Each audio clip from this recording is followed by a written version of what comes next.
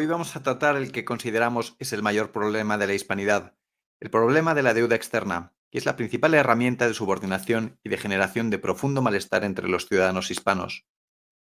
A través de la deuda, otras comunidades llevan siglos imponiendo pobreza, subdesarrollo y enorme malestar a la ciudadanía hispana.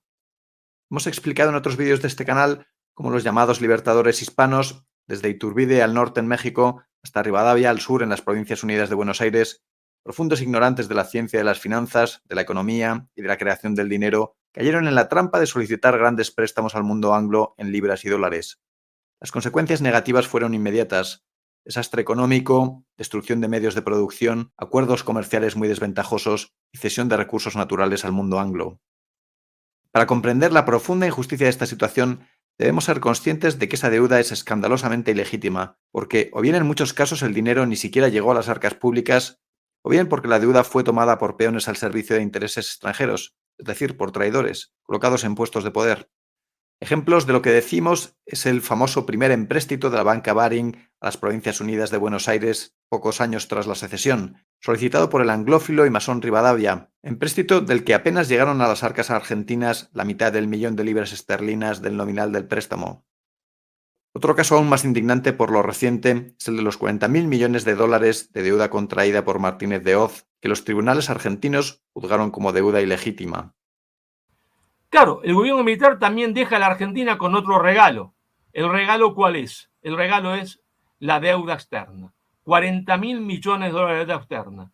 El gobierno peronista, cuando es derrocado, la Argentina tiene 3.000 millones de dólares de deuda externa. Es decir, nada, prácticamente igual a cero.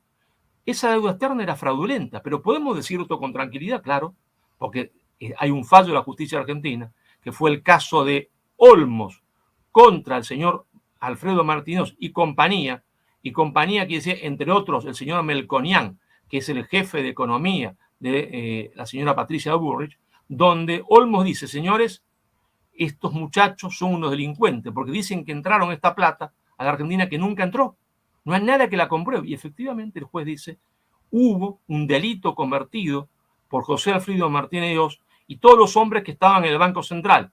Pero claro, el juez era un pícaro, porque da su fallo condenatorio a Martínez de Hoz y a la banda que estaba dentro del Banco Central, en el cual estaba Cavallo, Domingo Cavallo de triste memoria, que ahora apoya a Milei, pero la da el fallo después que la causa había prescrito. Un pícaro. Dice: bueno, no se puede hacer nada.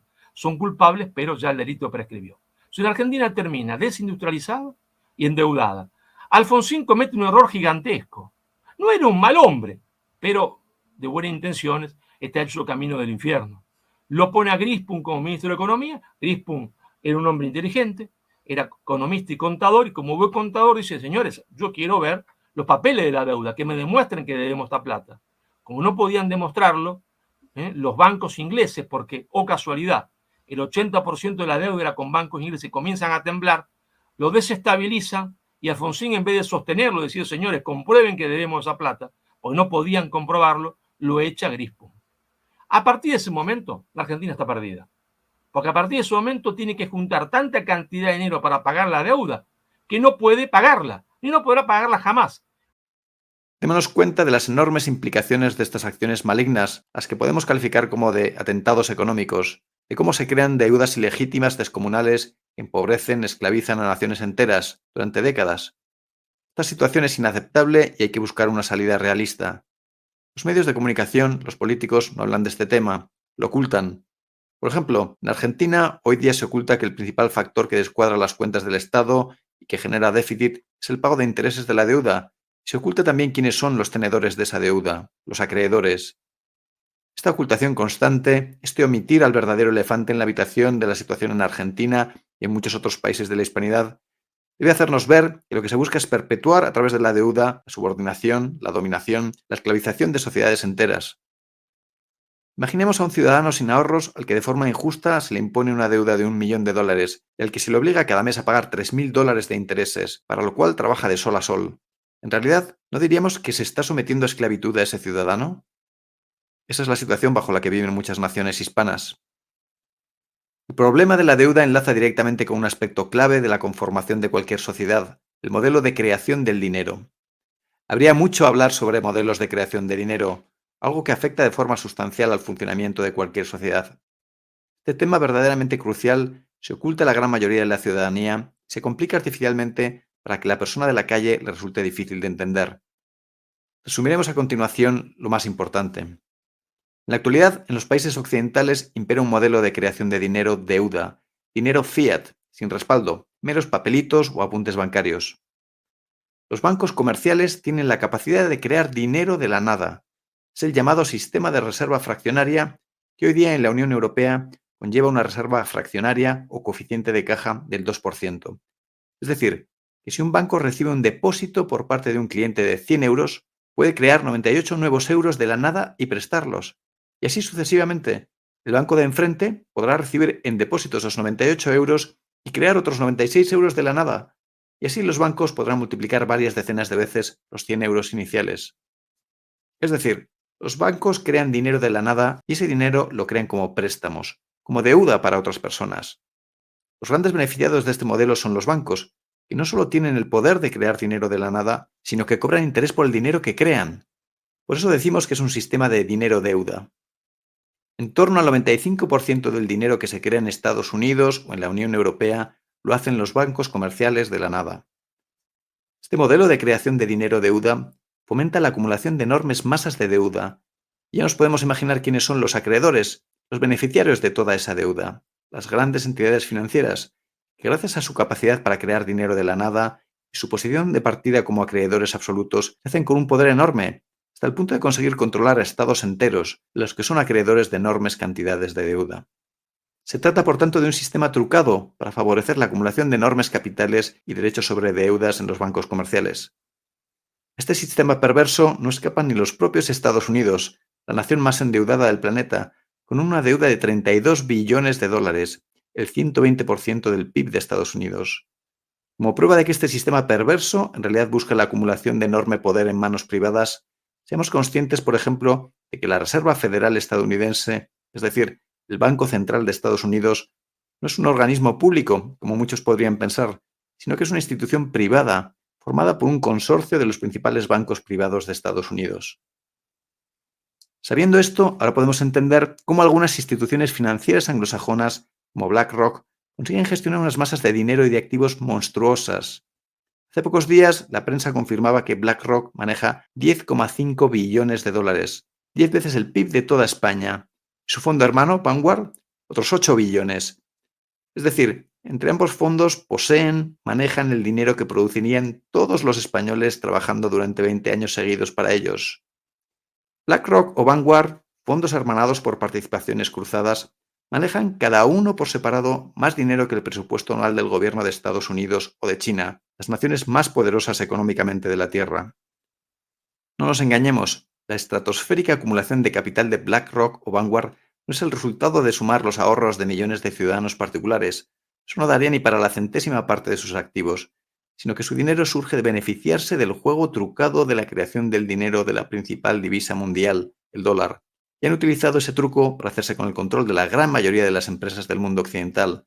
Sin ir más lejos, las principales empresas del IBEX 35, CaixaBank, Banco Santander, Banco Sabadell, BBVA, Naturgy, Red Eléctrica, Iberdrola, Repsol. Por último, seamos conscientes de que hay muchos otros modelos de creación de dinero. Cada modelo influye en la sociedad de distinta forma.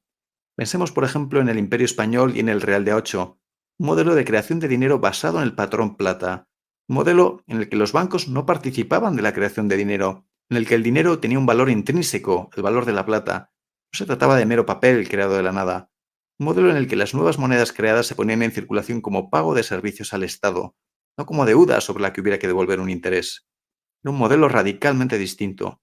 Fue un modelo extraordinariamente exitoso, como demuestra el hecho de que el Real de A8 fue durante más de 3 siglos la moneda hegemónica del mundo, usada desde China a los países árabes, desde la India a los propios Estados Unidos.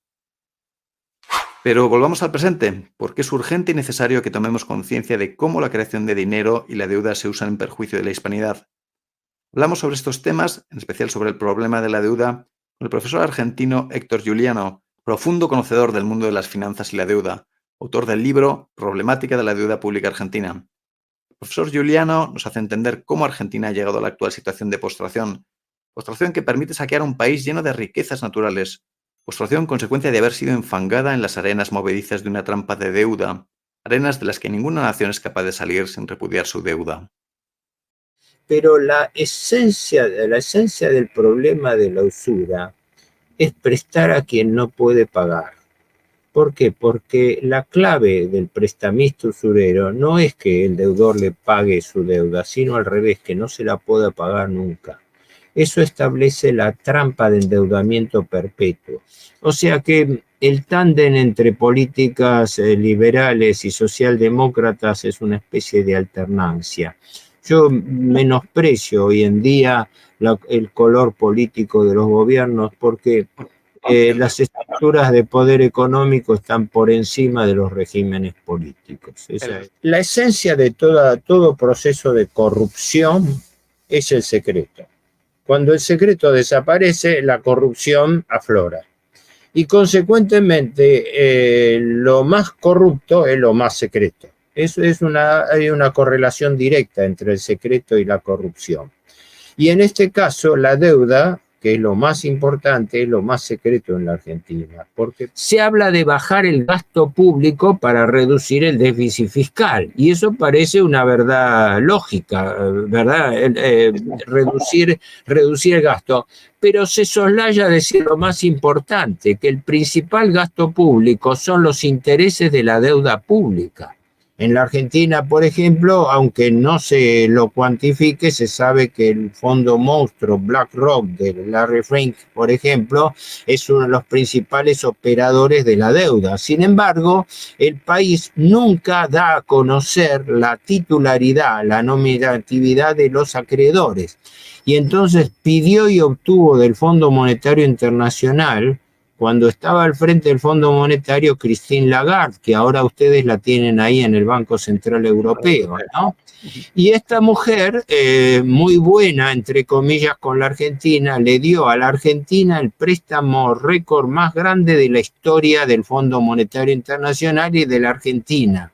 Le concedió un préstamo por 57.000 millones de dólares, de los cuales en realidad llegó a desembolsar 45 de esos 57.000 millones, que tuvieron por finalidad aguantar los pagos de la deuda al capital privado, porque en realidad cuando intervienen los organismos internacionales es para prestarle al país, para que el país con ese dinero le cumpla a los acreedores privados. ¿Me explico?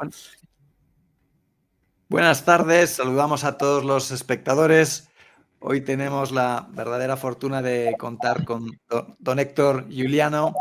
Bienvenido, don Héctor. Muchísimas gracias por pasar un rato con nosotros. Bueno, igualmente, Pablo, muchas gracias por la invitación. Espero corresponder a las inquietudes que me plantees y ser útil a los espectadores. Muchas gracias.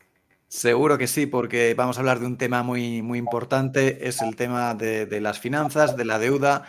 Don Héctor Giuliano es licenciado en Administración y Finanzas, un verdadero experto en deuda pública, deuda externa y en especial del caso de Argentina. Él es argentino, es asesor del Foro Argentino de la Deuda Externa, miembro del Foro Regional de La Plata y autor de un libro llamado Problemática de la Deuda Pública Argentina, que creo que son varios tomos de libros, o sea, no es cualquier cosa. Es un verdadero experto, como estamos diciendo, en temas de finanzas y deuda, pero sobre todo, y a mí me admiró cuando yo he visto algunas charlas, algunas entrevistas de don Héctor, es que es una persona que se expresa con tremenda claridad. Y es posible que para muchos espectadores los temas de economía, finanzas, deuda les resulten un poco complejos, pero estoy seguro que con la claridad de don Héctor vamos a conseguir que tengan una idea más clara de este tema que es clave, que es capital, ¿no? Nosotros en este canal hablamos sobre la historia y la actualidad de los países hispanos ya sabemos que desde hace 200 años, cuando nacieron los nuevos países hispanoamericanos, ya inmediatamente llegaron los préstamos, sobre todo de la banca británica, y ya nacieron prácticamente endeudados. Y esas deudas pues son una causa principal del malestar, de la mala situación económica que está afectando a millones de conciudadanos de los países hispanoamericanos, y es la herramienta de conseguir que pues, prácticamente naciones enteras puedan estar sometidas, subordinadas, casi esclavizadas. Y don Héctor a menudo en sus entrevistas explica que este no es un tema sobre el que se busque dar luz, sino todo lo contrario, sino que se trata de oscurecer, nadie busca de verdad hablar sobre este tema en profundidad. Más bien se trata de dar humo, de mantenerlo fuera del alcance de la mayoría de la gente, porque eso ayuda a que esos mecanismos de subordinación a través de la deuda se mantengan, ¿no? Exactamente, sí. Yo siempre, si me permites, hago un breve introito, una breve introducción para ubicar al oyente, al espectador. La Argentina y el mundo en general, en mi opinión, está metido en una trampa de endeudamiento perpetuo. Cuando se toman deudas a nivel individual, familiar, empresario o estatal, sin que esas deudas tengan la más mínima capacidad de repago, eso en la práctica significa que una deuda circunstancial se transforma en una deuda perpetua, porque es una deuda impagable. Entonces, la clave, y por eso implico siempre que hay que entender lo que es la lógica de la usura, la profunda lógica de la usura, porque normalmente se asocia la usura a la posición dominante del acreedor sobre el deudor, a la tasa de interés excesiva, a los condicionamientos, y todas esas variables son válidas. Pero la esencia del problema de la usura es prestar a quien no puede pagar. ¿Por qué? Porque la clave del prestamista usurero no es que el deudor le pague su deuda, sino al revés, que no se la pueda pagar nunca. Eso establece la trampa de endeudamiento perpetuo. Esto es lo que está sufriendo la Argentina, la ha sufrido históricamente, pero en la etapa contemporánea, este es un proceso que lleva ya casi 50 años. Desde la asunción del último gobierno militar en el año 1976 hasta la fecha, son 46, 47 años, la Argentina, todos los gobiernos que han pasado, militares de distinto color político, desde ese momento hasta ahora, tienen una sola política: gobernar con deuda. El dinero manda en el mundo, el dinero es deuda. Y el endeudamiento es la forma de manejo de los asuntos públicos. El que no entiende esto, no entiende para mí nada de lo que pasa en la Argentina y en el mundo en materia financiera, económica y política, ¿no? Trato de hacer esta aclaración preliminar porque después, cuando entremos en materia, voy a respaldar esto que estoy diciendo como enunciado, digamos así. Sí, porque... Pues, Sí, perdón. no, Sí. adelante. Bueno, no, decía esto como introito por lo siguiente, porque hay que entender que la deuda no es un fenómeno aislado, no es un hecho en sí mismo, sino la deuda es un proceso. Hay que entender que esto es un proceso, que como todo proceso, todo sistema, la deuda como sistema, tiene su lógica. Y la lógica es esto que yo mencionaba, la lógica de la usura. Contraer y seguir contrayendo deuda que no se pueda pagar. En este momento, en la Argentina, con el nuevo gobierno Milei, se está dando un nuevo escalón en la política de endeudamiento.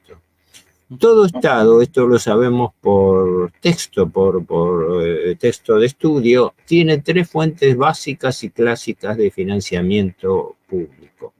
La primera es la recaudación tributaria, sea impositiva o previsional. La segunda es la emisión controlada de dinero.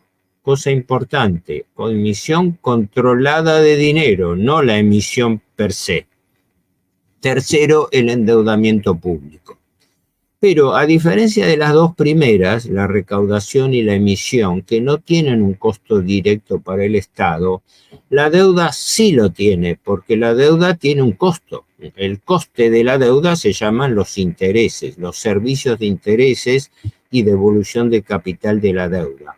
Por eso, por definición, si un Estado tiene que cubrir un déficit fiscal, siempre le va a convenir cubrirlo emitiendo dinero, porque por el dinero que emite es función del señoreaje, es un derecho del Estado emitir dinero con valor cancelatorio.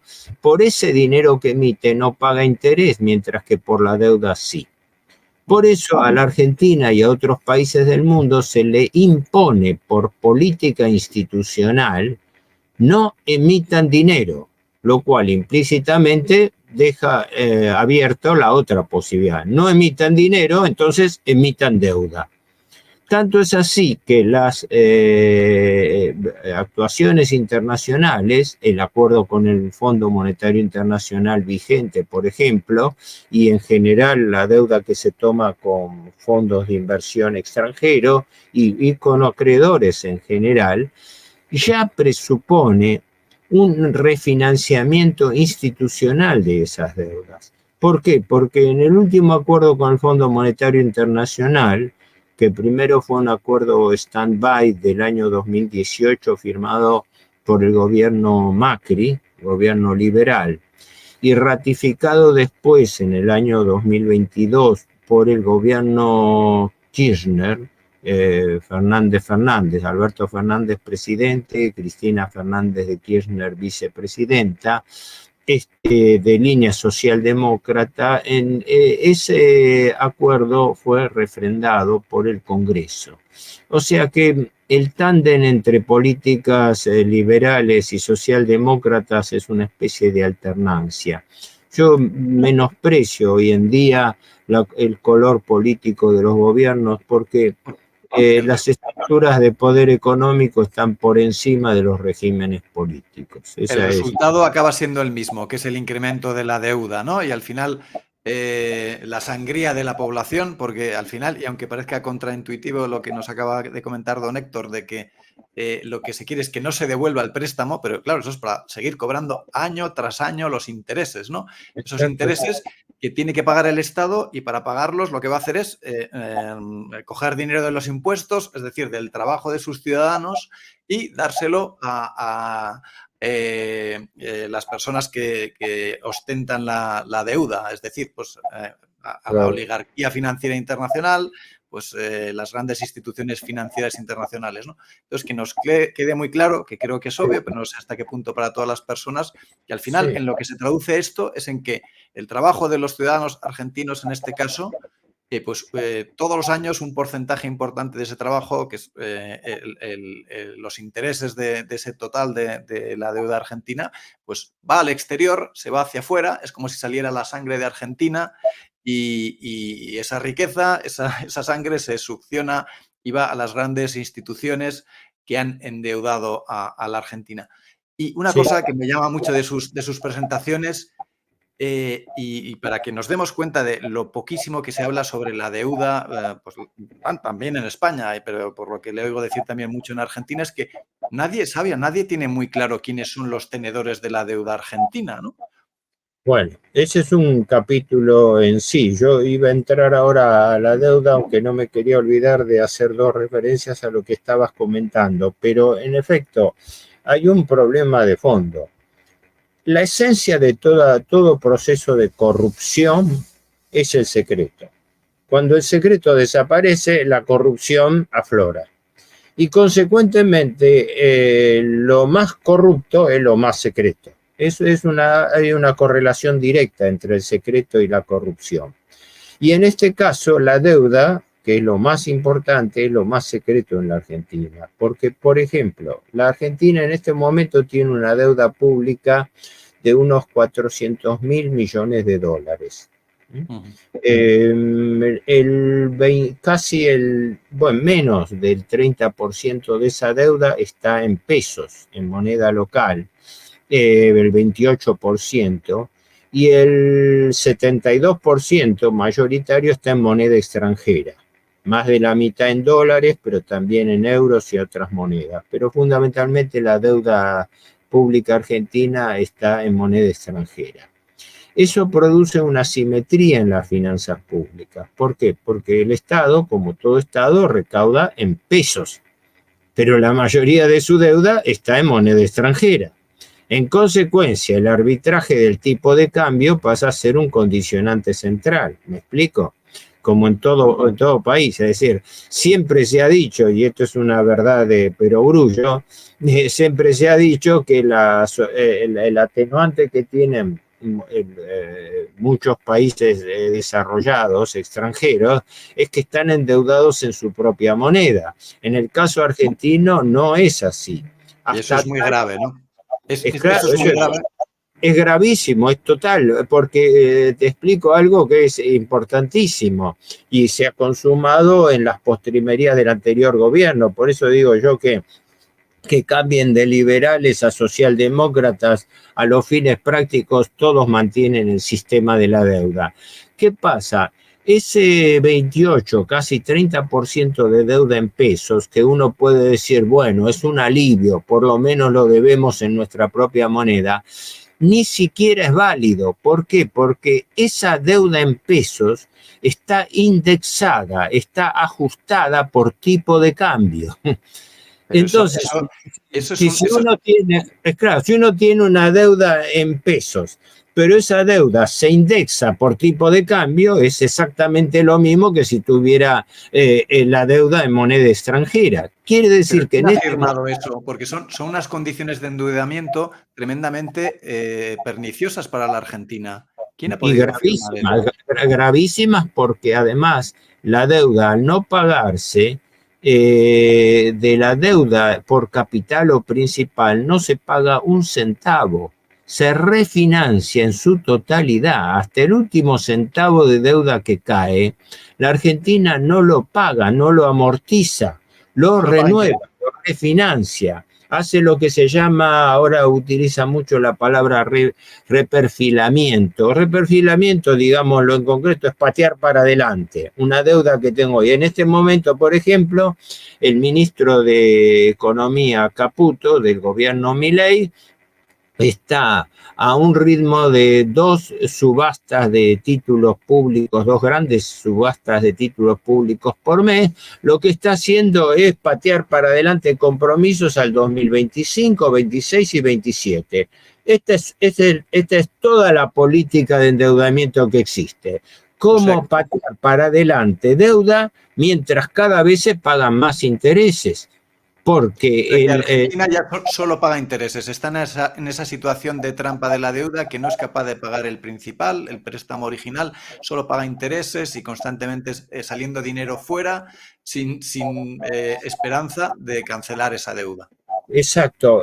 Te doy un dato deliberadamente irritativo, sobre todo para el espectador extranjero, que no se le puede resultar insólito, que es lo siguiente.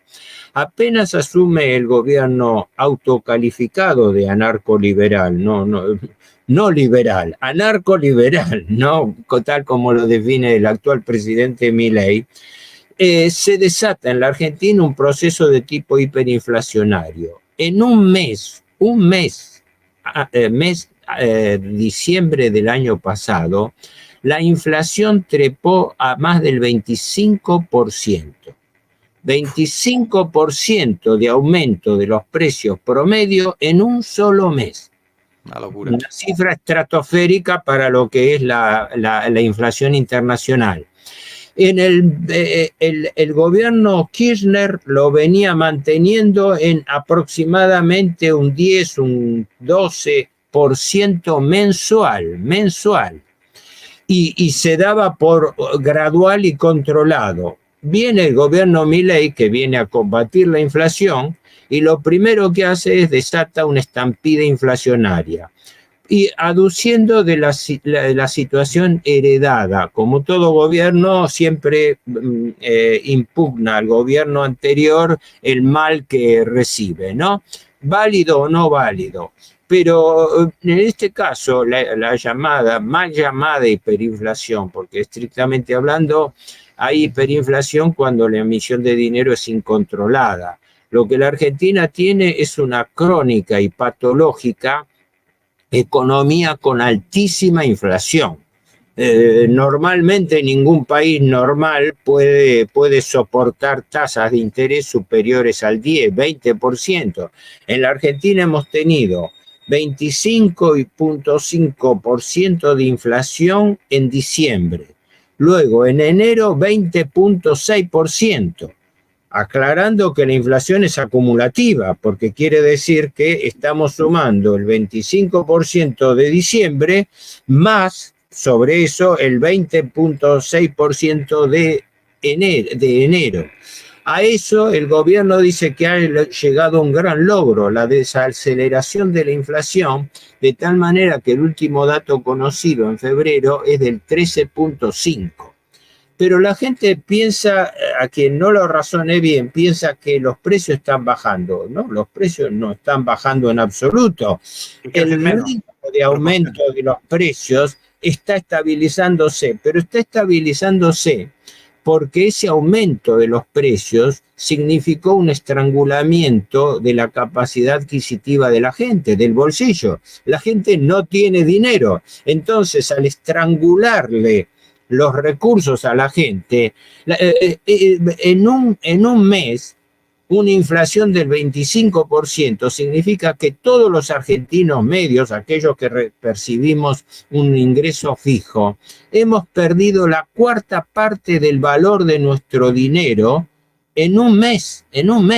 Esto es un saqueo directo, hecho desde el Estado, por el Estado y notablemente por un Estado liberal que proclama las bondades de la actividad privada, de la no influencia del Estado, etcétera, mientras que el Estado está provocando la inflación, porque, insisto, la nueva receta recesiva del Fondo Monetario Internacional se llama inflación. ¿Por qué? Porque la inflación sirve para licuar el gasto público. ¿Por qué? Porque el gobierno ha congelado los aumentos, o no congelado, ha retrasado, quiere decir, aumentan pero menos que los precios, ha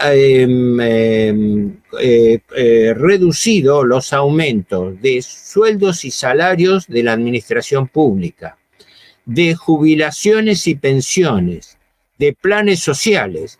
Es claro, si tenemos una inflación, el año pasado la inflación argentina cerró en 211% anual. Y la proyección acumulada de los últimos 12 meses, con la inflación Milei incluida, proyecta más de 280% de inflación anual. Son cifras surrealistas para lo que es la economía. La finanza está matando la economía. Y este es el ABC de todo lo que ocurre en la Argentina y en gran parte del mundo. La gente no entiende, no le explica, no tiene la culpa. La gente no entiende la profunda diferencia que existe entre economía y finanzas. Son dos cosas diferentes, son dos mundos distintos. Cuando nosotros hablamos de economía, nos referimos a la economía física o real, la de inversión, la de producción, la de comercialización de bienes y servicios, que da lugar a la producción, al empleo y al verdadero crecimiento de la economía. Es la economía física o real. Cuando hablamos de finanzas, en cambio, nos referimos a otro mundo distinto, que es el mundo del arbitraje y la especulación financiera. ¿Qué me conviene más a mí? ¿Especular comprando y vendiendo monedas locales contra extranjeras? ¿Qué me conviene más? ¿Invertir en títulos de renta fija, en títulos públicos, o invertir a corto plazo? Hacer lo que se llama inversión financiera autónoma, es decir, arbitraje. El arbitraje significa que me da más a mí dinero, colocar un depósito a plazo fijo o comprar dólares. La Argentina tiene una economía bimonetaria práctica. ¿Por qué? porque se cumple lo que en finanzas se llama la ley de Gresham. Gresham fue un banquero británico, uno de los creadores de la Banca de Inglaterra a fines del siglo XVII, ¿no? En 1694 creo que se constituyó, que era tesorero de la reina Isabel I de Inglaterra, y se atribuye a él, aunque puede haber sido a otro de sus colaboradores, la llamada ley de Gresham, que tiene una expresión muy simple. Cuando existe depreciación de la moneda, es decir, cuando la moneda pierde valor, la gente se desprende primero de la moneda mala y retiene para atesoramiento la moneda buena, ¿no? En ese momento no existían tantos billetes de banco, existía la moneda de oro o la moneda de plata o la moneda de cobre. Entonces la regla es siempre la misma, es histórica. La gente se desprende de la moneda que menos valor tiene. En la Argentina eso pasa entre el peso y el dólar. La gente pone en circulación pesos y retiene los dólares como forma de atesoramiento, como forma de mantenimiento del valor de sus ahorros, ¿no? Eso en sí no es ni bueno ni malo, es una patología del funcionamiento de la economía. Claro, si yo tengo una economía dolarizada, pero ahí es donde se produce el gran negocio del capital financiero internacional con la práctica de lo que se llama carry trade, o acá lo llaman bicicleta financiera, que consiste en que entran capitales especulativos, financieros, extranjeros, se convierten en pesos. Una vez que están convertidas en pesos, se colocan acá, en la Argentina, a las tasas de interés más altas del mundo. En este momento, la tasa de política monetaria promedio está en el 80% mensual. Hoy, el día de hoy, han sido reducidas al 70% en un esfuerzo de tratar de contenerla. Pero la Argentina sigue teniendo las tasas de interés más altas del mundo. Si lo tomamos como tasa efectiva, es decir, como tasa acumulativa, da más de un 125, un 130% anual.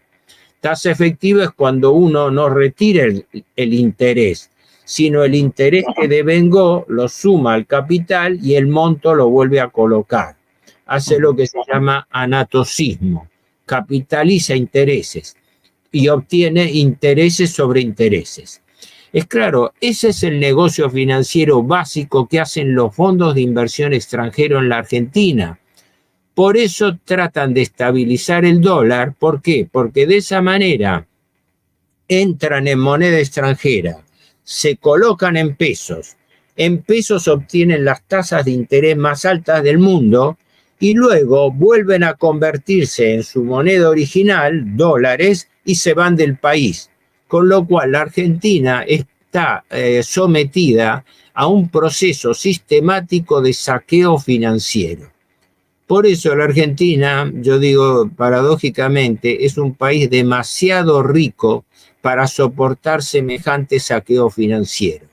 Y eso se produce porque la finanza está matando la economía. ¿Qué le conviene más a un especulador financiero? ¿Venir a hacer una inversión productiva en la Argentina? ¿Venir a instalar una fábrica? ¿Venir a comprar terreno, a producir, a contratar mano de obra?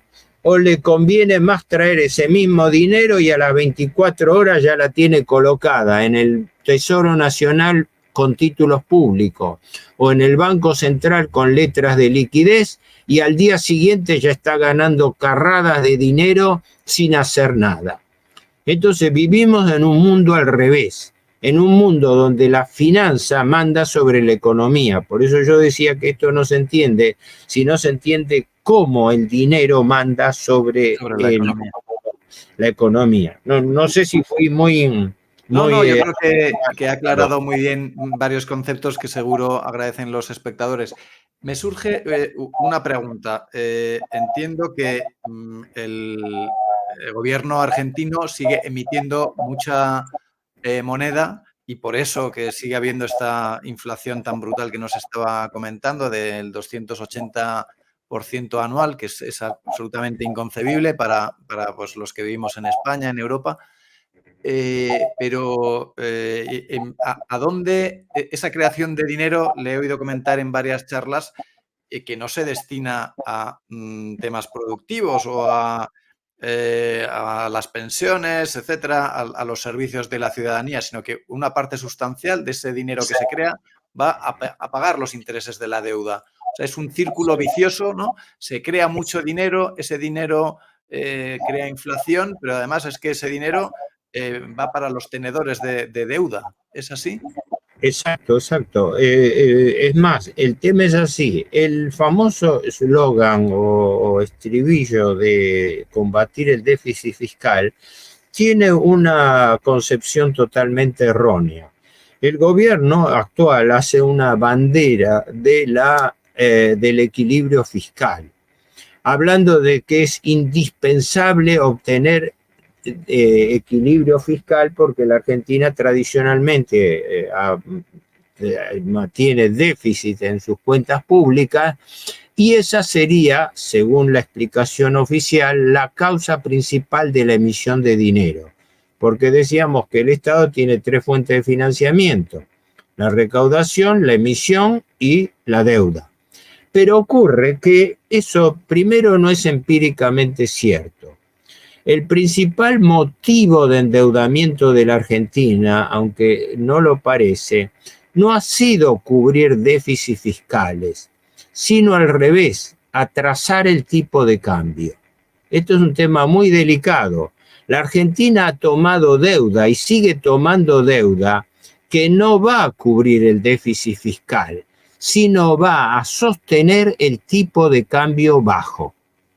El tipo de cambio bajo es negativo para la Argentina porque va en contra de las exportaciones y además favorece el negocio financiero. Existe una regla: el tipo de cambio alto favorece la economía y el comercio, porque el país puede exportar en forma más competitiva. En cambio, el tipo de cambio bajo no solamente va en contra de la economía y el comercio, sino que favorece la rentabilidad del negocio financiero. Entonces, en este momento se vuelve a dar el tradicional negociado financiero de que hay que retrasar el tipo de cambio para de esa manera garantizarle a los especuladores externos una mayor ganancia. Esto genera un círculo vicioso que es el siguiente: se habla de bajar el gasto público para reducir el déficit fiscal, y eso parece una verdad lógica, ¿verdad? Reducir el gasto, pero se soslaya decir lo más importante, que el principal gasto público son los intereses de la deuda pública. Entonces todo el mundo acá, todos los economistas del establishment, se rasgan las vestiduras, se hablan, se corren ríos de tinta, horas infinitas de radio, de televisión, de difusión, imputando a que la culpa de la inflación es la emisión monetaria que se hace para contener el déficit fiscal. Y eso es falso, porque el déficit fiscal se financia con deuda, no se financia con emisión monetaria. Y esa es la política que imponen los gobiernos del establishment liberal, seguido por los socialdemócratas que hacen lo mismo. ¿Qué significa? No emitan dinero, porque el emitir dinero provocaría inflación. ¿Qué hacemos entonces? No, entonces emitan deuda. Ah, pero la deuda genera un coste por intereses. Ah, pero ese dinero prestado se lo estamos prestando nosotros. Entonces los que hacemos el negocio con el Estado somos nosotros, los grandes fondos de inversión, los grandes organismos internacionales que vivimos prestándole deuda.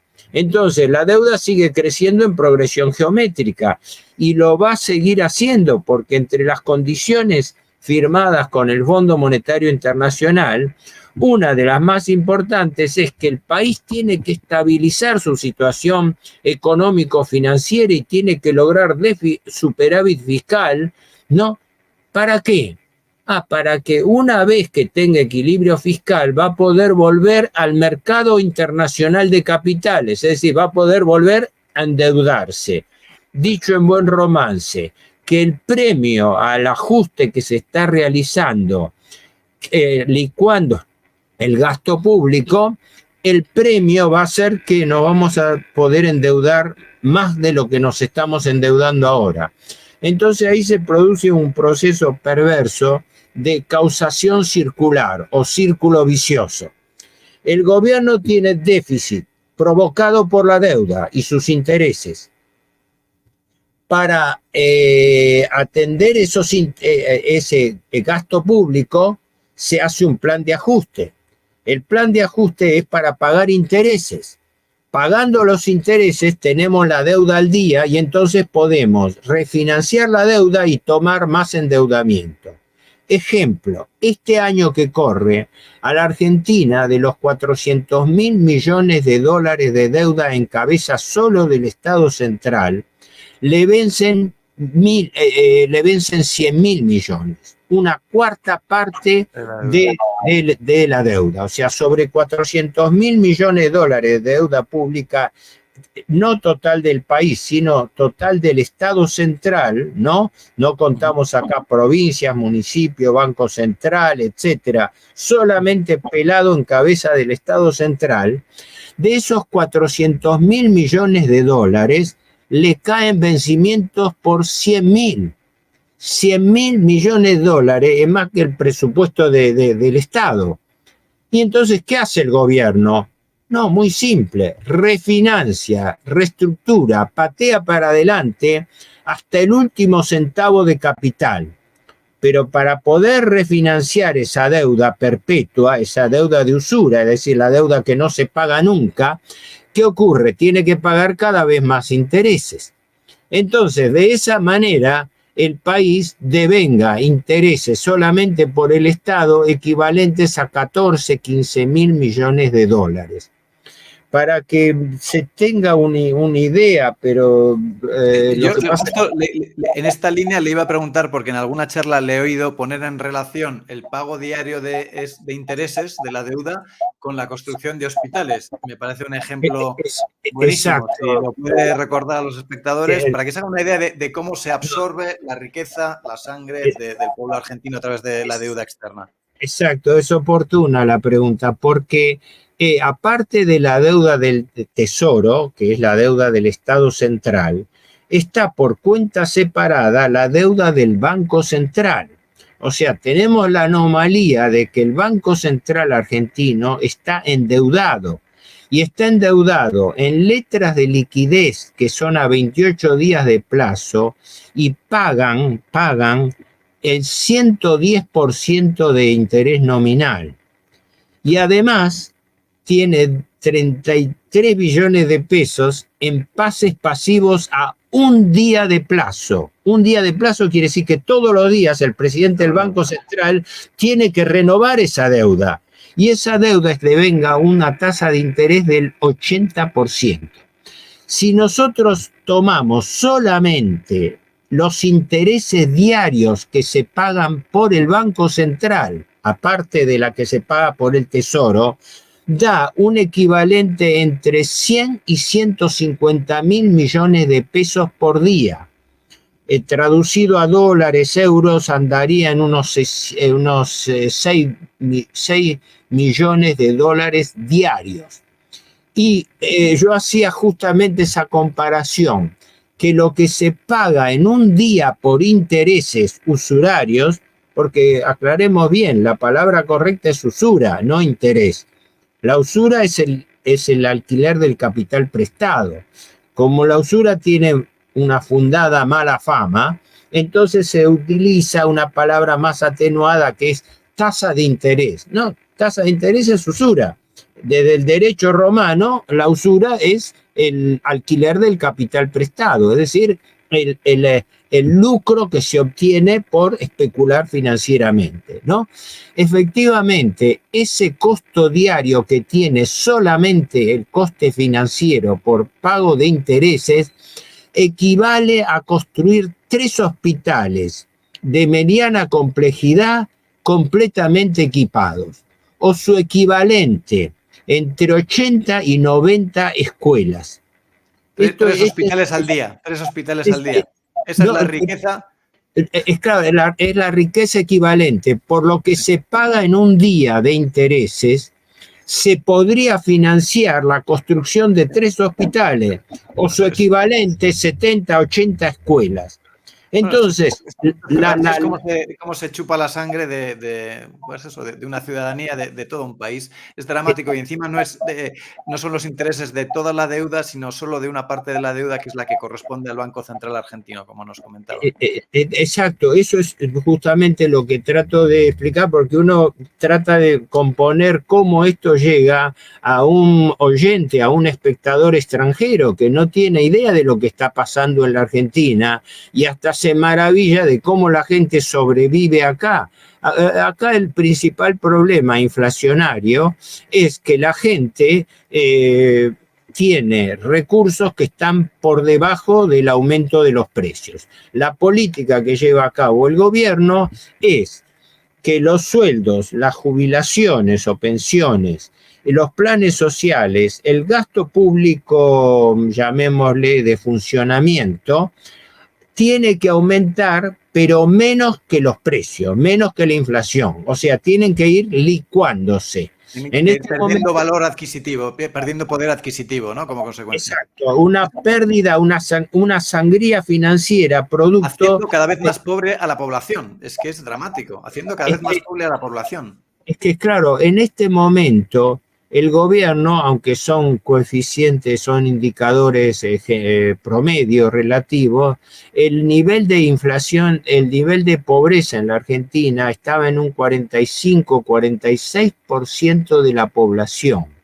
En este momento, gracias, entre comillas, a las medidas tomadas por el gobierno anarcoliberal, se estima que está en 57% de la población argentina, que son unos 47 millones de habitantes. En un país rico como la Argentina, donde está todo por hacer, que más de la mitad de la población esté por debajo de la línea de pobreza, es una criminalidad directamente. Un crimen, es monstruoso, es monstruoso.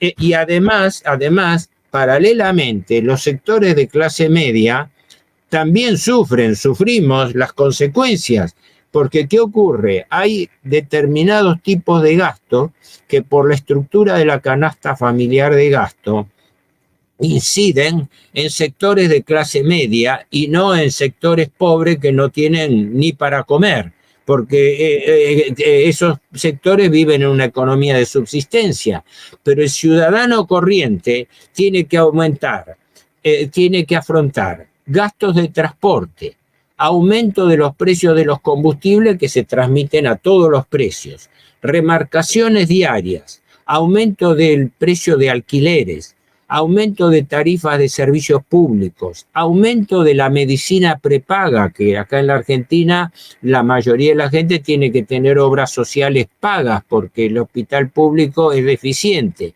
aumento del precio de los colegios privados. Entonces, ¿qué ocurre? Está produciéndose un fenómeno adicional de empobrecimiento de la clase media también. O sea, y un proceso de concentración de la riqueza donde, para resumirlo en una palabra, todos los sectores de la economía productiva, física o real, con mayor o menor problema y mayor o menor especulación de precios, pierden, mientras que el único sector que gana y está obteniendo ganancias récord es el sector especulativo financiero bancario. Por eso la inflación actúa como un gran redistribuidor del ingreso nacional. Y por eso, lo que decía yo al comienzo, esta es la forma en que la finanza mata a la economía, que es el problema que está viviendo la Argentina. Una situación asfixiante, verdaderamente invivible y bueno, buscada y que beneficia a unos muy escasas instituciones, la gran mayoría de ellas extranjeras, instituciones financieras. Yo quería hacer una aclaración porque puede que algunos espectadores que no saben mucho sobre las cantidades de deuda, pueden pensar que, bueno, es que Argentina, pues a lo mejor está endeudadísima y entonces, pues es culpa suya de haber gastado mucho dinero y ahora tienen que afrontar la situación. No, no, esos 400.000 millones que nos comentaba don Héctor son en torno al 90% del Producto Interior Bruto de Argentina, es decir, en torno al 90% de lo que todos los argentinos producen cada año. España misma, que no tiene una situación en absoluto parecida respecto al dolor que le genera su deuda, tiene una deuda mayor. Nosotros estamos en torno al 110, 115, me parece, de deuda sobre el PIB. Lo que pasa es que tenemos una situación distinta, que los tipos de interés a los que estamos endeudados son muy inferiores y estamos endeudados en euros, no en una moneda extranjera. Exacto, exacto. Es lo mismo que pasa. Ahora, este proceso que vos citas es de orden universal, porque la primera potencia del mundo, los Estados Unidos, es el país más endeudado del mundo. En este momento, la deuda pública norteamericana está en el orden de los 34 billones de dólares. Billones de los nuestros, es decir, los latinos, no los billion norteamericanos, que son miles de millones, los que serían miliardos. No, estos son millones de millones. La economía, el Estado norteamericano debe 34 billones de dólares, es la deuda, que es igualmente impagable, por la cual paga intereses que ya se acercan a $1 billón por año. Quiere decir que el mundo funciona con deuda. Y acá viene una pregunta que daría, bueno, para muchos. Yo no quiero robar tiempo al programa, ¿no? Pero que cabe lo siguiente: ¿y de dónde sale ese dinero? Exacto. ¿Quiénes son los tenedores de esas cantidades monstruosas de deuda, ¿no? Porque, ya, oye, que un país, todos los ciudadanos de un país se endeuden con esas cifras, y sobre todo países grandes como Estados Unidos, con una economía pues robusta, pues pueden entender, pero ¿quiénes son los tenedores de esa deuda, ¿no? ¿Cómo son los procesos que hay detrás? Que está muy relacionado con el proceso de creación de dinero, es un tema complejo, pero bueno, si nos puede dar una opinión breve sobre lo que considera. El tema es así: más allá de los grandes números, es decir, esto corresponde a acreedores privados, esto es deuda intrasector público, esto es deuda con los organismos internacionales, pero la mayoría, la gran mayoría de la deuda está contraída con el sector privado. El sector privado significa los grandes fondos comunes de inversión. En la Argentina, por ejemplo, aunque no se lo cuantifique, se sabe que el fondo monstruo BlackRock de Larry Fink, por ejemplo, es uno de los principales operadores de la deuda. Sin embargo, el país nunca da a conocer la titularidad, la nominatividad de los acreedores. ¿Cómo puede ser esto? Eso es increíble. O sea, el problema principal que tiene Argentina, y que no se sepa quiénes son los que están sorbiendo la sangre de Argentina. Claro, desde hace décadas, perdón porque la autorreferencia, pero es así, desde hace décadas yo vengo proponiendo, como un francotirador, que la primera medida que tiene que hacer la Argentina es un censo de acreedores para saber a quién le debe. Porque decimos, la Argentina debe 400.000 millones de dólares y no sabemos decir a quién le debe. Entonces, eso se contradice con un hecho elemental. Si la Argentina vive refinanciando deuda, sabe con nombre y apellido a quién se lo debe, sabe quién le compra los bonos, quién se los renueva. Cuando hace las periódicas reestructuraciones por falta de pago, que tiene que canjear deuda compulsivamente a las condiciones que le fijen unilateralmente los acreedores, sabe con quién se sienta a negociar, sabe que se tiene que sentar a negociar con los fondos PIMCO, Templeton, el propio BlackRock, antes el fondo NML de Paul Singer. Ahí sí aparecen nombres y apellidos, pero aparecen en forma solapada, aparecen en forma alarmada, como si fuesen representantes de relevantes, pero no se esclarece porque los gobiernos son cómplices del endeudamiento, porque es elemental. Es como, yo digo, pongo muchas veces la comparación, es como tener un elefante en el living de la casa, o peor todavía, un mamut, un monstruo del tamaño de un elefante en el living de la casa, entrar y que alguien le diga, no, no, usted no vaya a decir que hay un elefante acá en la casa. Pero señor, no puedo ni pasar porque tengo que pasar y tengo que alimentar a este elefante. Sí, tiene que hacerlo, pero no lo puede decir.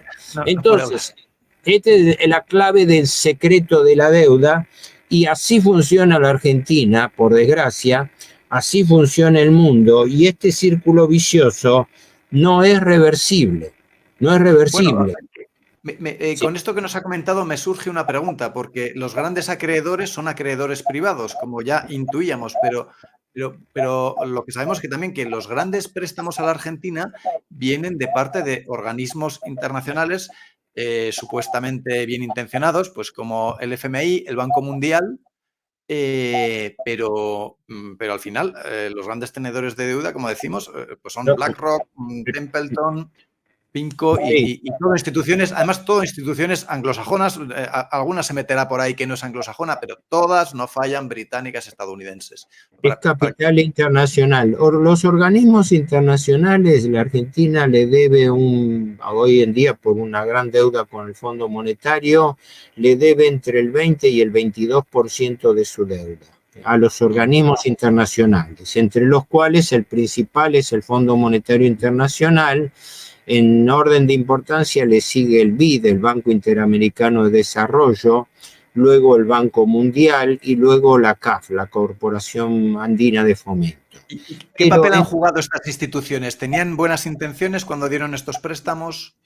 Sí y no. Primero, el préstamo con el Fondo Monetario Internacional fue una estafa mayúscula porque la Argentina, bajo la administración anterior liberal Macri, en el año 2018, cuando llegó a una crisis de cesación de pagos, tuvo que salir corriendo a pedir un auxilio financiero para poder completar el mandato. Y entonces pidió y obtuvo del Fondo Monetario Internacional, cuando estaba al frente del Fondo Monetario, Christine Lagarde, que ahora ustedes la tienen ahí en el Banco Central Europeo, ¿no? Y esta mujer, muy buena, entre comillas, con la Argentina, le dio a la Argentina el préstamo récord más grande de la historia del Fondo Monetario Internacional y de la Argentina. Le concedió un préstamo por 57 mil millones de dólares, de los cuales en realidad llegó a desembolsar 45 de esos 57 mil millones, que tuvieron por finalidad aguantar los pagos de la deuda al capital privado, porque en realidad cuando intervienen los organismos internacionales es para prestarle al país, para que el país con ese dinero le cumpla a los acreedores privados, ¿me explico? Bueno, esto es importantísimo. Esto que yo no conocía esto, pero es que ya es cerrar el círculo de la maldad, de la perfidia, ¿no? Las instituciones públicas. Digámoslo así, es para encubrir el default, encubrir el impago. Y porque que no salgan los acreedores privados que no salgan perjudicados, ¿no? Es es que es horroroso, es monstruoso saber. Claro, los organismos internacionales, con el Fondo Monetario Internacional, no prestan para ayudar al país, sino prestan para ayudar a los acreedores del país, para que el país no les interrumpa la cadena de pago, si no se acaba el negocio. Cito una frase. Si no se mata al organismo parasitado, se le mata y hay que mantenerlo vivo, débil, para poder sacar sangre regularmente cada año, pero que no se muera porque entonces, bueno, es un círculo vicioso. Te doy un ejemplo gráfico. Hace unos años, en una convención que se hacía acá del Banco Central, se trató del tema, pero me llamó la atención lo que dijo el que entonces era presidente del Banco Central de Brasil, Ilan Golfan, que antes había sido presidente del Banco Central de Israel, después pasó a ser titular del Departamento Hemisferio Occidental del Fondo y ahora está nombrado al frente del BID, ¿no? Un hombre de larga carrera financiera. Y él, no fue el único que lo dijo, arrancó su exposición con una frase muy provocativa. Dijo: señores, el principal problema del sistema financiero internacional es el exceso de liquidez. ¿Qué quiere decir eso? Sobra plata financiera en el mundo. Así que nos encontramos con esta principal paradoja internacional, paradoja planetaria. En un mundo donde cada vez crece más la pobreza, crece más la indigencia, crecen las enfermedades, crece todo el producto de la pobreza, resulta que el principal problema que tiene el sistema financiero internacional es que le sobra la plata. ¿Y a dónde se destina esa plata? Esa plata va a parar a alimentar la deuda pública de los países. ¿Y de dónde proviene todo ese dinero que alimenta las deudas? En el mundo está estudiado, el Fondo Monetario sacaba un informe hace años de eso, ahora se filtra cada tanto información. En el mundo, el dinero negro, el dinero que proviene del delito o de las operaciones no declaradas, tiene 3 o 4 fuentes principales de alimentación. La primera es el narcotráfico, con mucho, de lejos, el principal dinero negro que entra a querer blanquearse en la economía es el dinero proveniente del narcotráfico. El segundo es el producto del negocio de armas.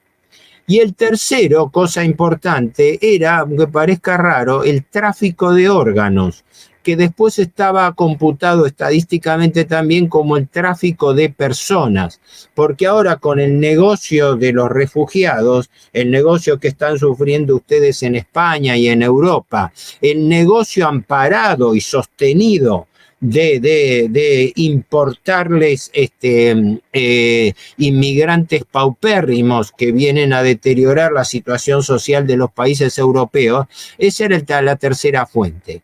Pero vamos a la primera y principal. El producto del narcotráfico, ¿dónde va a parar? Las cifras hace décadas, me acuerdo un informe del Fondo Monetario Internacional de la década de 1980, que se sorprendía que entraban al mercado internacional todos los años entre 400 y 500 mil millones de dólares de la época, que yo creo que ahora lo tenemos que multiplicar por 10 o por 20, ¿no? ¿Y dónde va a parar ese dinero negro del narcotráfico por el cual se están asesinando ejércitos de narcotraficantes? Eso va a parar a través de los paraísos fiscales que toleran los estados, va a parar a manos de los grandes fondos de inversión. ¿Y dónde colocan la plata esos grandes fondos de inversión? En la deuda pública de los países. Quiere decir que, en mi interpretación, la principal fuente de endeudamiento público de los estados es el macrodinero del narcotráfico. Porque si no, ¿dónde van a parar esos dineros? Sí, se sabe que van a parar a una suerte de blanqueos. La industria de la construcción, las inversiones financieras, la compra de empresas, todo eso es válido. Pero entonces, ¿de dónde sale toda esa masa de dinero que crece en forma infinita prácticamente en el mundo? En mi opinión, esa es la verdadera explicación del destino del dinero del narcotráfico. Y eso explica por qué el secreto de los acreedores. Porque si a mí, Estado, alguien me viene a comprar miles de millones de dólares de deuda, me parece que yo, por razones elementales, le tengo que preguntar: ¿y usted de dónde sacó el dinero, verdad? Todos sabemos que uno va a hacer una operación bancaria acá en España, en cualquier rincón del mundo, y tiene que hacer una declaración jurada explicando de dónde obtiene ese dinero, de dónde proviene ese dinero, de dónde sacó usted esa plata. ¿Quién le pide el origen del dinero a los fondos de inversión que colocan y compran deuda pública? Nadie, directamente nadie. Quiere decir que los estados, los gobiernos de los estados, son cómplices de los grandes fondos de inversión colocadores de deuda, porque los estados no se endeudan porque quieren. se endeudan porque les imponen una cuota de endeudamiento y terminan pagando un diezmo laico, que es el interés, la usura. Entonces el mundo se vive con una economía financiera que manda sobre la economía física o real y que está alimentado por un sistema secreto de sistema financiero internacional alimentado fundamentalmente por el dinero del narcotráfico. Esa es la composición del lugar que yo vengo estudiando hace años y es la explicación de por qué los gobiernos no dan a conocer el censo de sus acreedores. Muy simple, señor. Muy interesante. Y esta relación que yo desconocía entre el mundo del narcotráfico y el mundo de las instituciones tenedoras de deuda. Hemos estado hablando, ha mencionado a algunas personas concretas. Está claro que mirando al pasado ha tenido que haber muchas personas que han tomado malísimas decisiones para que la situación de Argentina sea la que es hoy día. Mi opinión es que muchas de esas decisiones han sido conscientes, han sido personas que han trabajado en contra de los intereses del pueblo argentino, y le he oído mencionar a usted el concepto de endeudador serial, o sea, de personas que tomaban decisiones para endeudar en profundidad a la Argentina. Mirando al pasado, a las últimas décadas, hay algunas personas que creo que destacan por ese papel de endeudadores seriales. ¿Cree que hay alguna diferencia entre los partidos políticos o al final todos obedecen a las mismas dinámicas?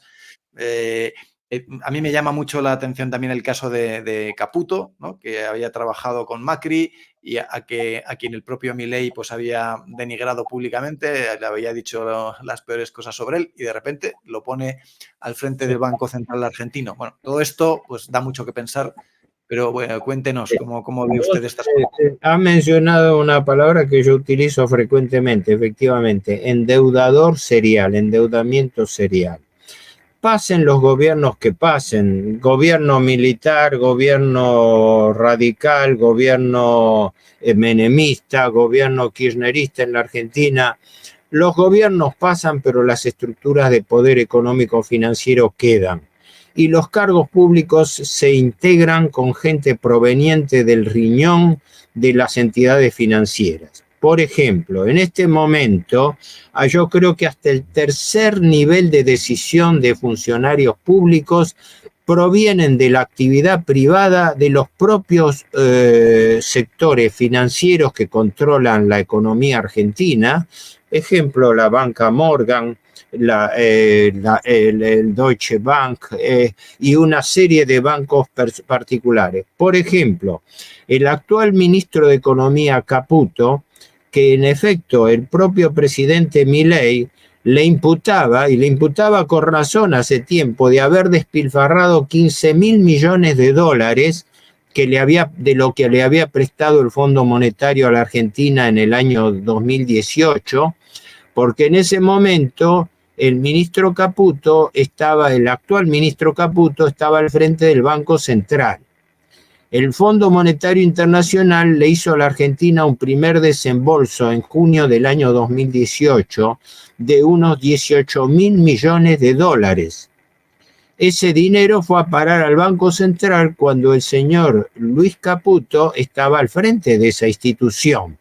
Y en 2 meses, julio y agosto, vendió al mercado, que en ese momento el tipo de cambio estaba retrasado, o sea que lo mal vendió. Nos endeudamos con el Fondo Monetario Internacional para que los dólares entraran por una ventanilla del Banco Central y el señor Caputo y los que lo sucedieron lo vendiesen alegremente al mercado en un momento en que el dólar estaba barato. Y vendió en 2 meses cerca de 17.000 millones de dólares. O sea, entraron 18 y vendió 17.000 millones de dólares.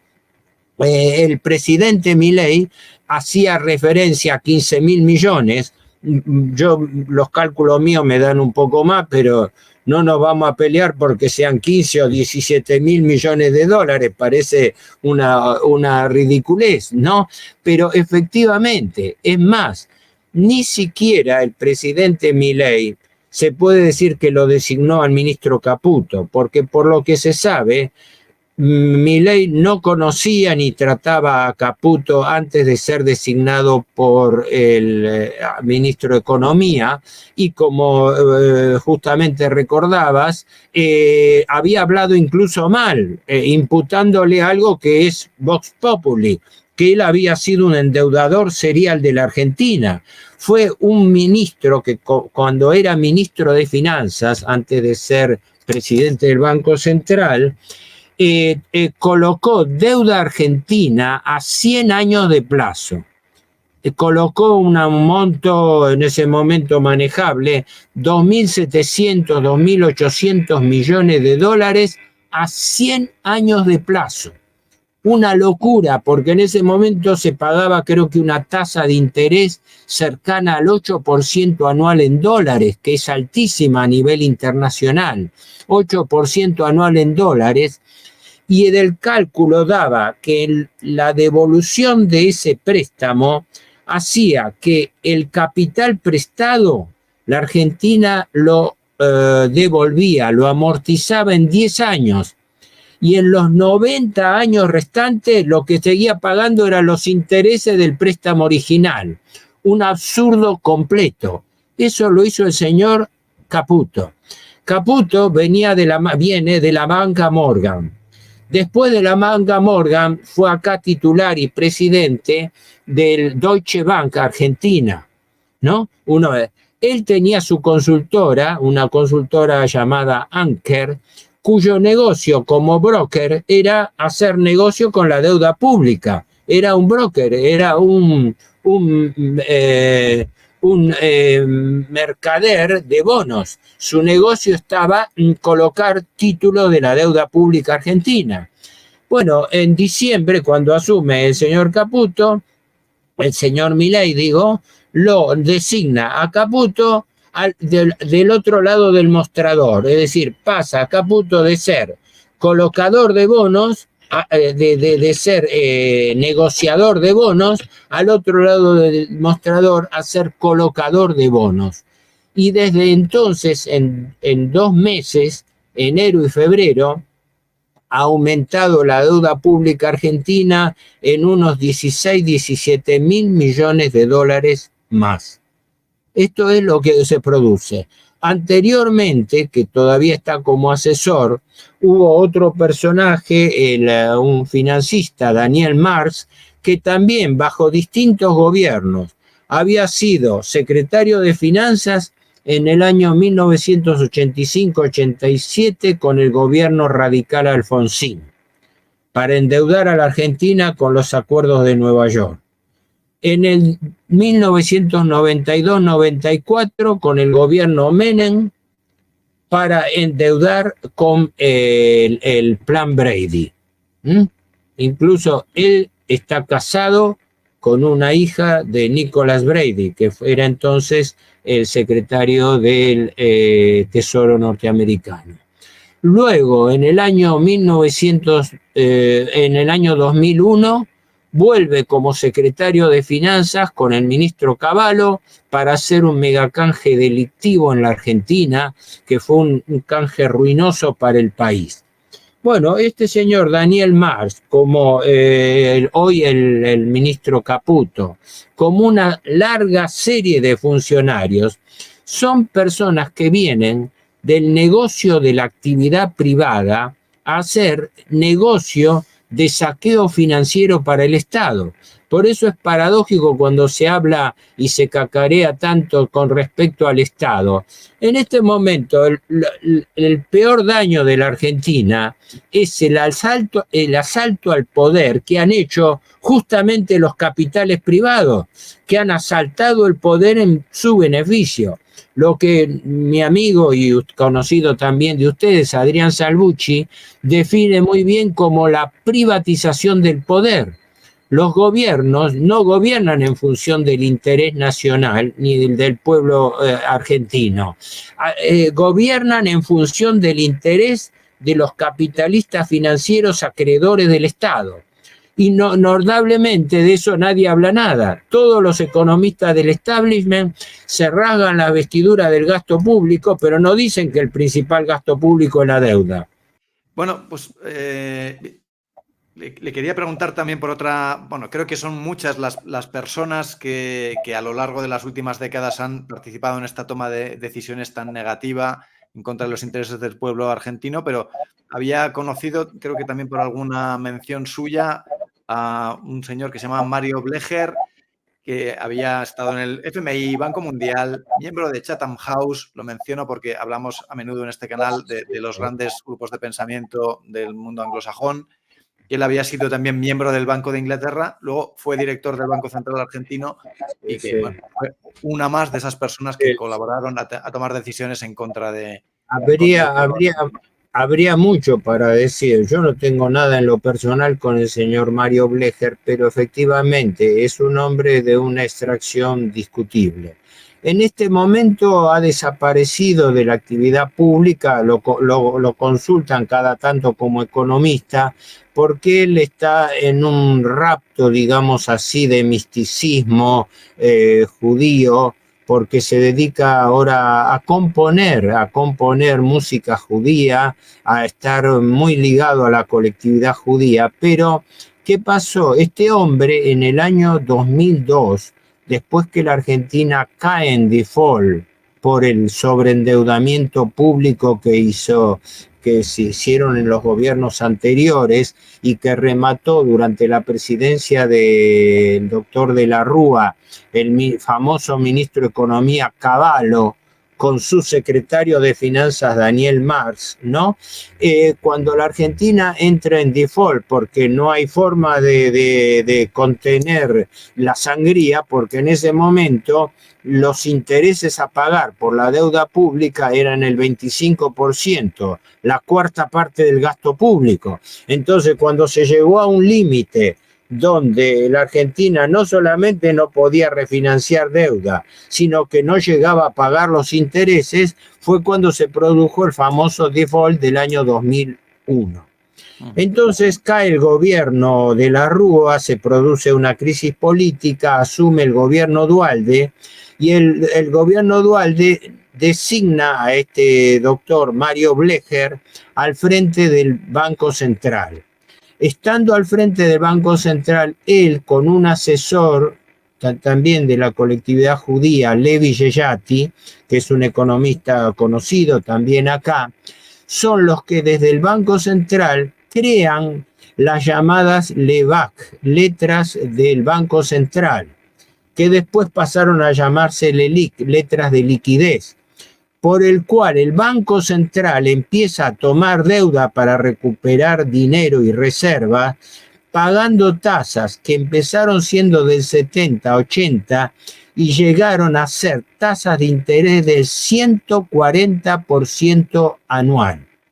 Esto es lo que hizo el doctor Mario Blecher, que es hoy en día un economista muy reconocido, consultado, ponderado, y que está dentro de lo que yo llamo la legión de endeudadores de la Argentina, porque esto no es producto de una persona individual, esto es producto de funcionarios que no...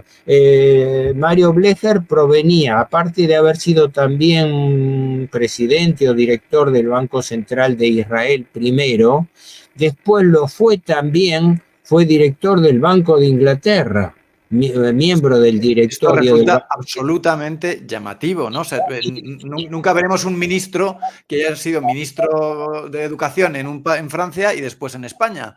O sea, es absolutamente increíble que haya sido miembro de un banco central extranjero, en este caso de Israel, incluso de Inglaterra, que además que son los países a los que relacionamos con la oligarquía internacional. Durante 8 años son meros peones de los intereses contrarios a la Argentina, ¿no?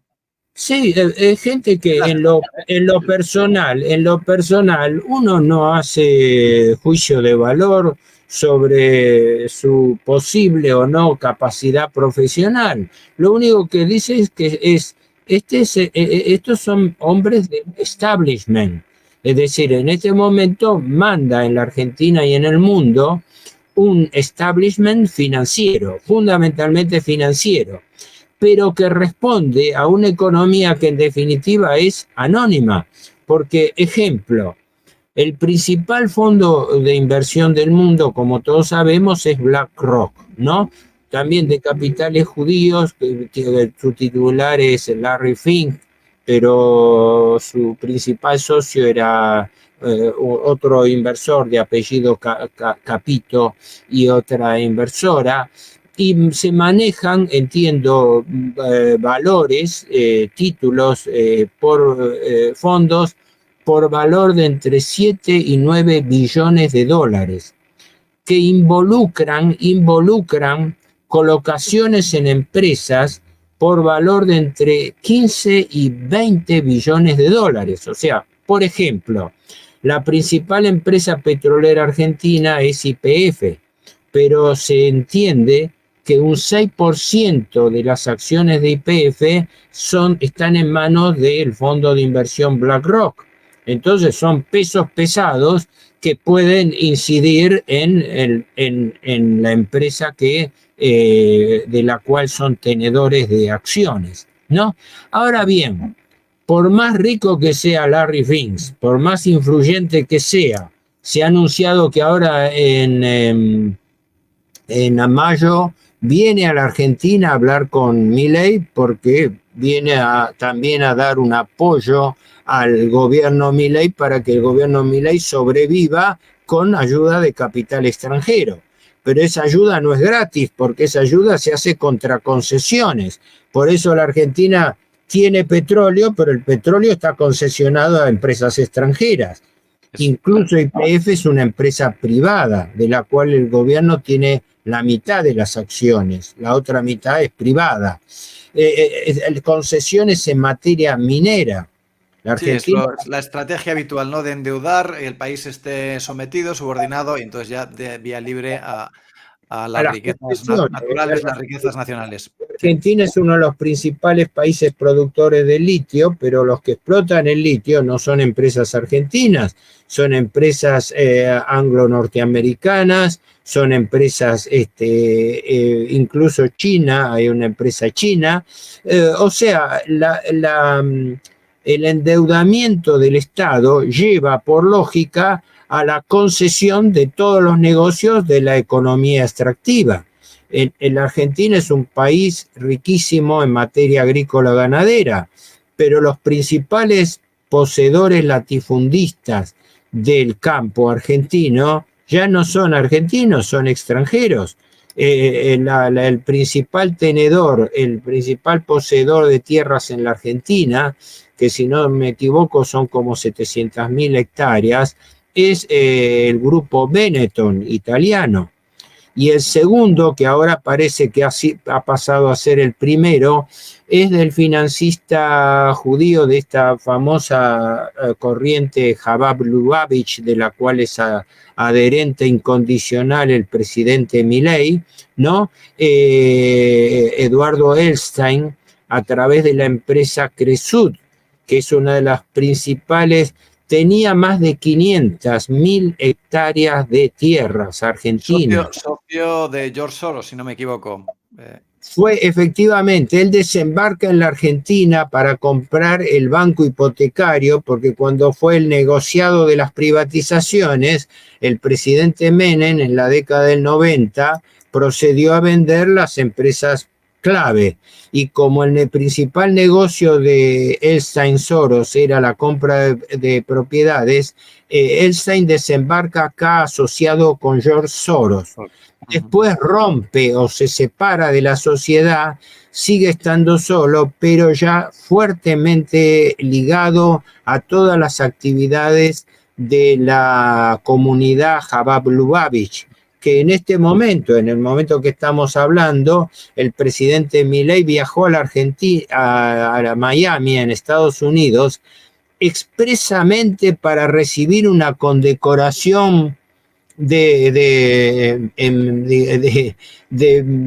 ¿cómo se llama?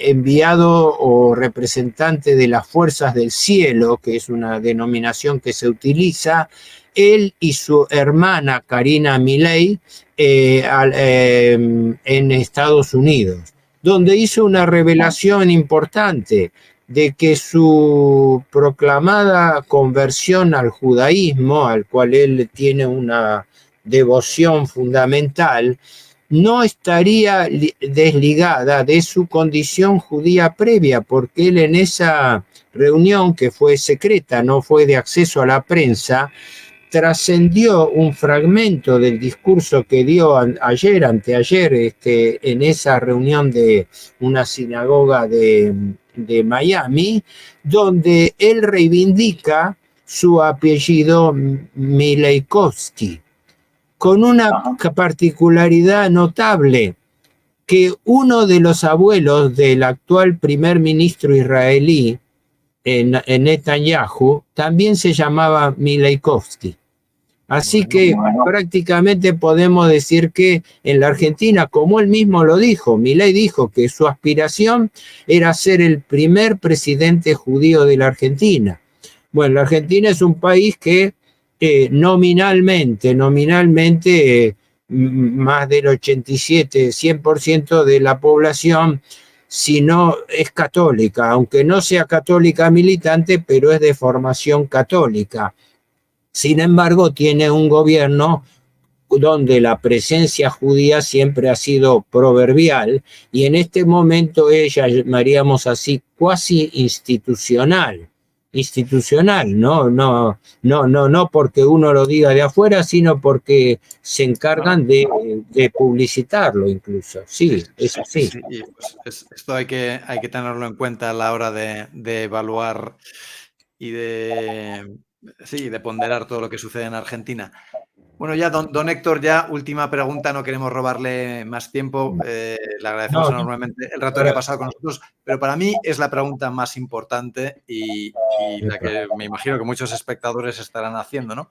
¿Qué se puede hacer ante esta situación? O sea, hemos estado hablando y ha estado describiendo lo que es la esclavitud de un país por la deuda, ¿no? O sea, aumentan las tasas de pobreza que están superando ya el 50%, un país que todos sabemos que es riquísimo desde el punto de vista de riquezas naturales, que hace unas cuantas décadas era una de las principales potencias económicas y agrarias del mundo, que en su momento llegó a tener un nivel de industrialización muy destacado. En este canal hemos entrevistado, como a usted, a muchos otros miembros de la intelectualidad argentina que tienen un nivel pues admirable. Y bueno, ese es un país que está maniatado, que está esposado, un país que no se puede decir que sea libre. Un país maniatado por la deuda. Si nos ponemos en el caso de una persona, cuando una persona ha tomado una mala decisión y está endeudado hasta las cejas y tal, pues se muere y esa deuda no pasa a las generaciones futuras. Pero en el caso de una nación, no hay forma de salir de este endeudamiento, de esta trampa de endeudamiento, como nos mencionaba. Entonces, ¿cuál es el destino de los argentinos? ¿Seguir 100 años así? ¿200 años así? Pues está claro que no puede ser eso el futuro de Argentina. La pregunta es, ¿se puede repudiar esta deuda? ¿Qué se puede hacer con respecto a esta deuda? Si se repudiara la deuda, porque está claro que por eso se oculta, porque si de esto se habla en las televisiones, la pregunta siguiente es, ¿qué hacemos con la deuda? Vamos a repudiarla, porque en muchos casos es una deuda ilegítima. Marcelo Gullo en alguna entrevista también ha comentado como Cristina Fernández de la Ozo, no recuerdo bien el nombre, pero bueno, había endeudado muchísimo dinero que luego no estaba en los libros y que esto quedó probado que era así en los tribunales argentinos. Entonces, ¿qué se puede hacer? Y si se repudiara la deuda, al día siguiente hay una invasión militar. ¿Qué pasaría? La pregunta es perfecta, además es la pregunta del millón, porque lógicamente cuando uno plantea este panorama tiene por lo menos el deber de sugerir una forma de solución. Ahora, aclarando que la posibilidad de instrumentar esto que voy a decir es remotísima, porque no tenemos la más mínima capacidad para revertir este proceso. Pero en el hipotético caso que hubiese un gobierno nacional argentino, que en este momento yo creo que la Argentina no tiene gobierno nacional. Los gobiernos que se han sucedido, y en particular el actual gobierno, no lo considero un gobierno nacional. La estructura de decisión de los niveles de gobierno corresponde más a una administración colonial que a un Estado independiente. Pero, insisto, en el hipotético caso que hubiese un gobierno nacional, en materia de deuda, con respecto a esta trampa de deuda perpetua, yo hace años vengo proponiendo una alternativa de solución que debería constituir en 3 pasos fundamentales. La primera, preliminar, digamos así, es que la deuda es nuestra principal hipótesis de conflicto. ¿Qué significa esto? Conflicto no en el sentido militar de la palabra. Existe conflicto cuando existe una contraposición de intereses y no tiene una solución racional, pacífica. Es una solución que tiene que ser forzada a través de una decisión política. En ese caso, en ese hipotético caso, la Argentina o el gobierno argentino podría y tendría que hacer 3 cosas. La primera y principal, suspender los pagos de la deuda blanqueando la insolvencia del país. Este chiste, esta broma de que el país siga refinanciando permanentemente deuda que no tiene la más miserable capacidad de repago, a costa de pagar más intereses usurarios, es una locura, es un sinsentido. Consecuentemente, lo que yo digo es no hablar de repudio de deuda, porque la deuda está contraída, por desgracia, como obligaciones legales del Estado. Lo que sí puede y debe hacer el Estado es blanquear la realidad. Cuando un deudor no puede pagar la deuda, tiene la posibilidad y el deber de presentarse a sus acreedores y decirles: señores, yo no estoy en condiciones de seguir pagando, no voy a mantener más esta opereta de seguir refinanciando deuda, pateando obligaciones hacia adelante a costa de pagar más intereses, y que para pagar más intereses tengo que hacer más ajuste fiscal sacándole plata a la gente. Entonces en algún momento alguien tiene que decir basta, hasta acá se llegó, hasta acá se corta, y en este momento el país blanquea una realidad, blanquea la insolvencia, no repudia nada, blanquea, dice las cosas tal como son. El rey está desnudo y alguien tiene que salir a decirlo. Esa es la primera condición que debiera imponerse. Una vez ocurrido eso, viene el segundo paso, la auditoría de las acreencias, porque como en todo proceso concursal, cuando un deudor, sea un individuo, una empresa, un Estado, no puede pagar, no se acaba el mundo. La Argentina no es una empresa que baja la ventanilla de atención al público y dice: bueno, señores, la Argentina no va más como un país, es como usan decir ahora, un Estado fallido. En consecuencia, bueno, tenemos que repartir nuestros bienes entre los acreedores. No, la Argentina, una vez que suspenda los pagos, inmediatamente tiene que entrar en negociaciones con los acreedores, pero negociaciones para llegar a una fórmula de pago que sea compatible con el crecimiento económico, porque si no hay crecimiento económico, la Argentina no puede pagar y tiene que seguir con el juego permanente de pagar deuda con deuda, es decir, retiro un bono viejo y entrego un bono nuevo, a eso sí, pagando más intereses. Entonces, primer requisito, blanqueo de la insolvencia. Segundo requisito, atado al anterior, es auditoría de la deuda, que ahí es donde quiero ver el censo de acreedores. Ahí es donde, como en cualquier estado concursal, quiero ver, bueno, señores, que se presenten con nombre y apellido los acreedores de la Argentina, porque les quiero conocer la cara, quiero saber a quién le debo. Esto es elemental en todo proceso concursal. No tengo que hacer ninguna imprudencia de repudiar la deuda a priori. Primero hago la realidad, suspendo los pagos. ¿Por qué, señor? Porque no tengo plata para pagarle. Punto.